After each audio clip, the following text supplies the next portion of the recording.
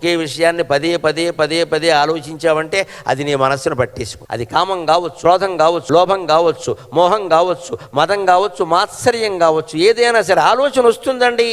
మన రంగంలోనే ఉన్న ఇంకొకరికి ఏదో ఒక పదవి వచ్చింది, మనకి రాలేదనుకోండి, వెంటనే ఆయనకి ఇచ్చారు, ఆవిడకి ఇచ్చారు, నాకెందుకు ఇవ్వాలా అని అనిపిస్తుంది. వెంటనే అక్కడ ఆ భావాన్ని అలా వదిలేయి. దయచేసి దాన్ని ప్రోత్సహించద్దు, చేర్చద్దు, పేర్చద్దు, దాంతో ఘర్షణ పడద్దు. Just leave it. గాలికి భావాలు వస్తూనే ఉంటాయి, గాలికే పోతూ ఉంటాయి. దాన్ని పెంచద్దు. మనం ఏం చేస్తూ ఉంటాం, ఎందుకు ఇస్తారు అంటే గొడవ మొదలై. అర్హత ఉండి ఇచ్చారు, మనకంటే ఎక్కువ అర్హత ఉంది ఇచ్చారు, మనకంత లేకపోవచ్చు, లేదు కాకతాళీయంగా జరగచ్చు. చెట్టు మించి పండు రాలుతుంది, ఆ చెట్టు కింద నలుగురు వ్యక్తులు పడుకొని ఉండొచ్చు. ఎవరి మీద పండు రాలుతుందంటే పడుకున్న వాళ్ళు ఎవరు చెబుతారు, చెట్టు మాత్రం ఏం చెబుతుందండి. అనుకోకుండా ఒకళ్ళ మీద రాలింది. పండుకేమీ ఆ వ్యక్తి మీద ప్రేమ లేదు, వీడి మీద రాలి వీడి ముక్కు పగలగొట్టాలని దానికి ఏం లేదు అక్కడ. అలాగే బహుమతులు, బిరుదులు, పదవులు కొంతమందికి వస్తాయి, ఇంకొంతమందికి వదిలేయడమే